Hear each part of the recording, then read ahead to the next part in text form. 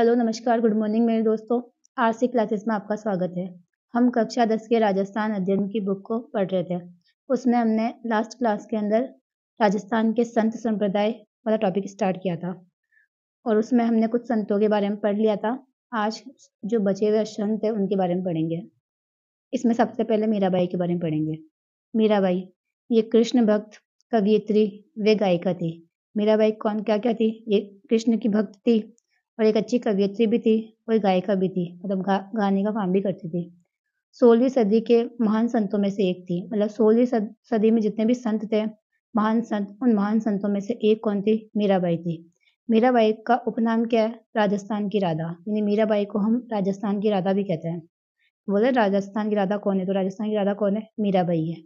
मीराबाई का जन्म कुड़की गांव, मतलब कुड़की ग्राम ब्यावर में हुआ था। मतलब ये जो कुड़की गांव है ये पहले पाली डिस्ट्रिक्ट के अंदर आता था, अब ये ब्यावर के अंदर आता है नए जिले के हिसाब से।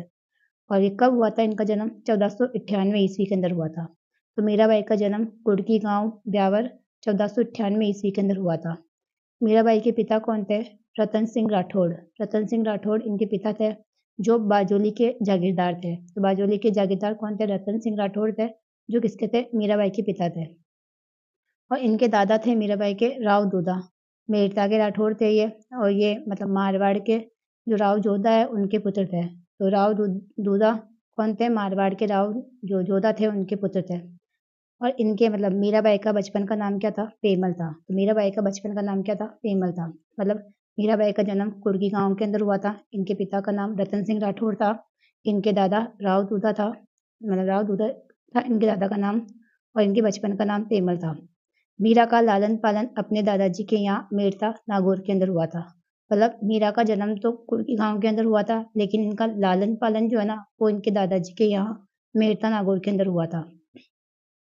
और मीराबाई का विवाह हुआ था 1516 ईस्वी के अंदर राणा सांगा के ज्येष्ठ पुत्र भोजराज से, यानी राणा सांगा के जो बड़े बेटे थे भोजराज, उनके साथ मीराबाई का विवाह हुआ था। कब हुआ था इनका विवाह? 1516 ईस्वी के अंदर हुआ था। और कुछ समय बाद ही भोजराज की क्या हो जाती है? मृत्यु हो जाती है। तो मीराबाई के जो पति थे वो कौन थे? भोजराज थे।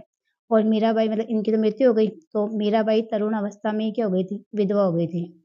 और उसके बाद क्या होता है कि साधु संतों में उनका उठना बैठना था, जो राणा विक्रमादित्य को पसंद नहीं था। मतलब भोजराज का जो भाई था विक्रमादित्य, उसको ये पसंद नहीं था कि ना मतलब मीराबाई साधु संतों में कोई मतलब है ना बैठे, इसलिए ये इनको पसंद नहीं था। तो इस वजह से ये इनके साथ मतलब अच्छा सलूक नहीं करते थे मीराबाई के साथ।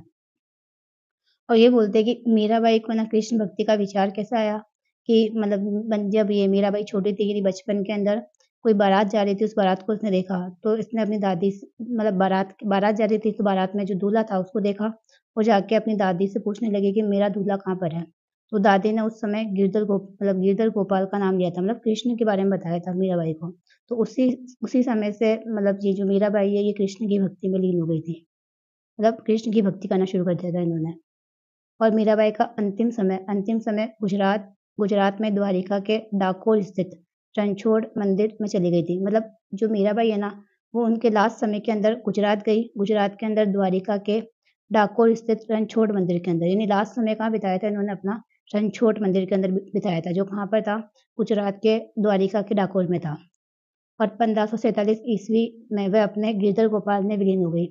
ऐसा बोलते हैं कि ना मतलब ये जो मंदिर था रणछोड़ मंदिर, उसकी मूर्ति थी, गिरधर गोपाल की मूर्ति, उसके अंदर जो मीराबाई थी वो क्या हो गई? लीन हो गई, यानी उसके अंदर चली गई।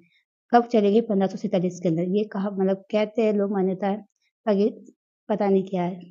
इसके बाद क्या है कि मतलब कहते हैं कि मतलब लीन हो गई थी मीराबाई। और मीरा जी की पदावलियाँ बहुत प्रसिद्ध है, यानी मीरा की जो पदावलियाँ है ना वो ज़्यादा प्रसिद्ध है। और मीराबाई की रचनाएँ कौन-कौन सी है? तो इनकी रचनाएँ हैं गीत गोविंद की टीका, राग गोविंद, रुक्मणी मंगल, नरसिंह मेहता हुंडी, ये मीराबाई की रचनाएँ हैं। कौन-कौन सी एक बार वापस सुन लेते हैं। एक तो हो जाएगी गीत गोविंद की टीका, राग गोविंद, रुक्मणी मंगल और नरसिंह मेहता हुंडी। और मीरा की जो भक्ति थी वो कैसी थी? माधुरी भाव की भक्ति थी। मीरा की भक्ति कैसी थी? माधुरी भाव की भक्ति थी। और मीरा के निर्देशन में रत्ना खाती ने नरसिंह मेहता रो मायरो या फिर नरसिंह जीरो मायरो, मतलब इन्होंने एक मतलब रचना लिखी थी, उसका नाम क्या था? नरसिंह जीरो मायरो। ये किसने लिखी थी? रत्ना खाती ने लिखी थी। किसके निर्देशन में लिखी थी? मीराबाई के निर्देशन में लिखी थी। ये थोड़ी इंपॉर्टेंट है, इसको ध्यान रखना है। कि नरसिंह जीरो मायरो मतलब किसने लिखा था? रत्ना खाती ने लिखा था और मीराबाई के निर्देशन में लिखा था। और मीराबाई के गुरु कौन थे? रूप गोस्वामी थे, जिनका नाम जीव गोस्वामी भी मिलता है। और रैदास भी इनके गुरु रहे थे जब ये चित्तौड़ में थी, तब इनके गुरु कौन थे? रैदास थे। गुरु कौन कौन थे? रूप गोस्वामी और रैदास जी इनके गुरु थे। उसके बाद नेक्स्ट संत है संत रानाबाई। संत रानाबाई, इनको राजस्थान की दूसरी मीरा बोलते हैं। राजस्थान की दूसरी मीरा किसको बोलते हैं? संत रानाबाई को बोलते हैं। और ये कृष्ण भक्त थी, यानी ये भी क्या थी? कृष्ण भक्त थी, इसीलिए इनको राजस्थान की दूसरी मीरा बोलते हैं अपन। इनका जन्म, यानी संत रानाबाई का जन्म हरनावा, जो मकराना के पास है, वहां पर हुआ था। ये मकराना मतलब नागौर डिस्ट्रिक्ट में था पहले, अब डीडवाना कुचामन के अंदर है। और इनका जन्म 1540 ईस्वी के अंदर वैशाख शुक्ल तृतीया में जाट परिवार के अंदर हुआ था। यानी संत रानाबाई का जन्म हरनावा के अंदर 1540 ईस्वी के अंदर जाट परिवार के अंदर हुआ था। इनके पिता थे राम गोपाल और इनकी माता थी गंगाबाई। तो इनके पिता का नाम क्या था? राम गोपाल और इनकी माता गंगाबाई। और इनके गुरु कौन थे? तो इनके गुरु थे पालड़ी के संत चतुरदास। इनके गुरु का नाम क्या था? संत रानाबाई के गुरु का नाम चतुरदास था, जो कहाँ के संत थे? पालड़ी के संत थे। और 1570 ईस्वी के अंदर इन्होंने जीवित समाधि ली थी। यानी संत रानाबाई ने जीवित समाधि कब ली थी? 1570 ईस्वी के अंदर ली थी। 66 वर्ष की उम्र में हरनावा गांव में फाल्गुन शुक्ल त्रयोदशी के दिन, यानी फाल्गुन शुक्ल 13 के दिन इन्होंने क्या ली थी?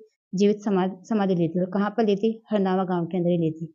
इसीलिए हरनावा के अंदर प्रतिवर्ष भाद्रपद शुक्ल त्रयोदशी को क्या लगता है? मेला लगता है। यानी भाद्रपद शुक्ल त्रयोदशी के दिन हरनावा में क्या लगता है? मेला लगता है इनका। और ये हरनावा देखो मतलब वही मकराना के पास है, तो नागौर डिस्ट्रिक्ट में आता था पहले, अब डीडवाना कुचामन के अंदर आता है। ये अपने संत रानाबाई के बारे में हो गया। उसके बाद नेक्स्ट है संत मावजी। संत मावजी, इनका जन्म 1714 ईस्वी के अंदर साबला गांव डूंगरपुर के अंदर हुआ था। यानी संत मावजी का जन्म कहाँ पर हुआ था? साबला गांव डूंगरपुर के अंदर हुआ था। और कब हुआ था? 1714 ईस्वी के अंदर हुआ था। ये निष्कलंक संप्रदाय के प्रवर्तक है। इंपॉर्टेंट है यहाँ से कि ये किस संप्रदाय के प्रवर्तक है? निष्कलंक संप्रदाय के प्रवर्तक है। निष्कलंकी संप्रदाय के प्रवर्तक कौन है? संत मावजी है। और 12 वर्ष की आयु में घर छोड़कर सोम माही जखम मतलब नदियों के संगम पर इन्होंने गुफा में तपस्या की थी। यानी 12 वर्ष की आयु के अंदर ही इन्होंने क्या करा? ये सोम माही जखम नदियों के संगम पर इन्होंने क्या करी थी? मतलब गुफा के अंदर तपस्या करी थी। और 1784 ईस्वी के अंदर इनको ज्ञान प्राप्त हुआ। ज्ञान कब प्राप्त हुआ? माघ शुक्ल एकादशी के दिन इनको ज्ञान प्राप्त हुआ था। कब प्राप्त हुआ था? 1784 ईस्वी के अंदर माघ शुक्ल एकादशी के दिन इनको क्या हुआ था? ज्ञान प्राप्त हुआ था। और ज्ञान प्राप्त हुआ उसके बाद क्या किया इन्होंने? सोम माही जाखम नदियों के संगम पर बेनेश्वर, जिसे बेन वृंदावन नामक धाम की स्थापना करी थी। यानी सोम माही जाखम नदियों के संगम पर इन्होंने बेनेश्वर धाम की स्थापना करी थी। वहां पर बेनेश्वर धाम की स्थापना करी थी। किन्होंने करी थी? संत मावजी ने करी थी। और इन्होंने क्या करा था? लसाड़ा के पटेल भक्त की दान राशि से अहमदाबाद से कागज मंगवाया और धौलागढ़ में एकांतवास करके 5 बड़े ग्रंथों की रचना करी थी। यानी इन्होंने मतलब ये लसाड़ा के पटेल कोई भक्त है, उनकी दान राशि से अहमदाबाद से कोई कागज मंगवाया और उस कागज के अंदर धौलागढ़ में एकांत होकर 5 बड़े ग्रंथों की रचना करी थी, जिनमें छंदों की संख्या कितनी थी? ये 72,96,000 इतने छंद थे उसके अंदर। कितने छंद थे उसके अंदर? 72,96,000 मतलब इसमें छंद थे। और ये वाद विवाद शैली में लिखे ये ग्रंथ क्या कहलाते हैं? चोपड़ा। मतलब अपन ये कह सकते हैं कि संत मावजी के जो ग्रंथ है ना, वो किस शैली में लिखे हुए हैं? वाद विवाद शैली में लिखे हुए हैं। किस शैली में लिखे हुए हैं? वाद विवाद शैली में लिखे हुए हैं। और इनको हम क्या बोलते हैं? चोपड़ा कहते हैं। यानी जो संत मावजी ने जो ग्रंथ लिखे थे उनको हम क्या बोलते हैं? चोपड़ा कहते हैं। और किस शैली में लिखे हुए? ये वाद विवाद शैली में लिखे हुए। ये इंपॉर्टेंट चीज है कि संत मावजी के ग्रंथ को अपन क्या बोलते हैं? चोपड़ा कहते हैं। और चोपड़ा केवल दिवाली के दिन बाहर निकाले जाते हैं। यानी जो इनका वाचन है ना, वो कब किया जाता है? दिवाली और मकर संक्रांति को किया जाता है। अपनी राजस्थान अध्ययन की बुक में दिवाली लिखा हुआ है। यानी ये केवल कब बाहर निकाले जाते हैं? दिवाली के दिन बाहर निकाले जाते हैं। और इन्हें मतलब जो संत मावजी है ना, इन्हें विष्णु का 10वां अवतार या फिर कल्कि अवतार कहते हैं अपन। क्या बोलते हैं इनको? विष्णु का 10वां अवतार या फिर कल्कि अवतार कहा जाता है। ये कल्कि अवतार किस संत को बोलते हैं? तो संत मावजी को कल्कि अवतार बोलते हैं अपन। और संत माव जी का मुख्य मंदिर सावला डूंगरपुर के अंदर है।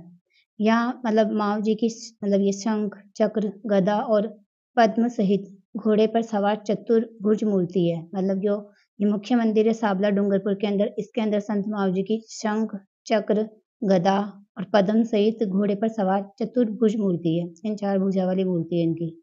और बेणेश्वर धाम पर माघ पूर्णिमा के दिन कब लगता है? बेणेश्वर धाम पर माघ पूर्णिमा को सोम, मई, जाकम नदियों के त्रिवेणी संगम पर क्या लगता है? मेला लगता है। यानी बेणेश्वर धाम था जहाँ पर मतलब इन्होंने संत मावजी जी ने मतलब बेणेश्वर धाम की स्थापना करी थी। यहाँ पर माघ पूर्णिमा का दिन क्या लगता है? मेला लगता है। कहाँ पर? तीनों नदियों के संगम पर। कौन सी नदियाँ? सोम, मई, जाकम नदियों के संगम पर मेला लगता है। ठीक है, ये अपने कहाँ लगता है? सावला डूंगरपुर के अंदर लगता है। ये हमारे आज के कंप्लीट हो गए संत। Thank you.